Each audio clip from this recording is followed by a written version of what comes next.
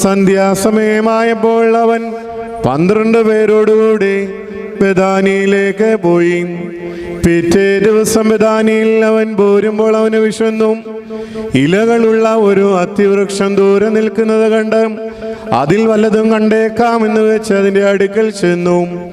അപ്പോൾ ഇലകളല്ലാതെ അതിൽ നിന്നൊന്നും കണ്ടില്ല. എന്തെന്നാൽ അത് തീത്തപ്പഴത്തിൻ്റെ കാലമല്ലായിരുന്നു. അവൻ അതിനോട്, ഇനി എന്നേക്കും ഒരുവനും നിന്നിൽ നിന്ന് ഫലം ഭക്ഷിക്കാതിരിക്കട്ടെ എന്ന് പറഞ്ഞു. ശിഷ്യന്മാർ അത് കേട്ടു. പിന്നെ അവർ യെരൂശലേമിലേക്ക് ചെന്ന് യേശു തമ്പുരാൻ ദേവാലയത്തിലേക്ക് പ്രവേശിച്ച് അവിടെ ക്രയവിക്രയം ചെയ്തുകൊണ്ടിരുന്നവരെ പുറത്താക്കുവാൻ തുടങ്ങി. നാണയം മാറുന്നവരുടെ മേശകളെയും പ്രാവുകളെ വിൽക്കുന്നവരുടെ പീഠങ്ങളെയും മറിച്ചിട്ടു. ദേവാലയത്തിനകത്തുകൂടി ഒരുവനും സാമാനങ്ങൾ കടത്തിക്കൊണ്ടു പോകുവാൻ അവൻ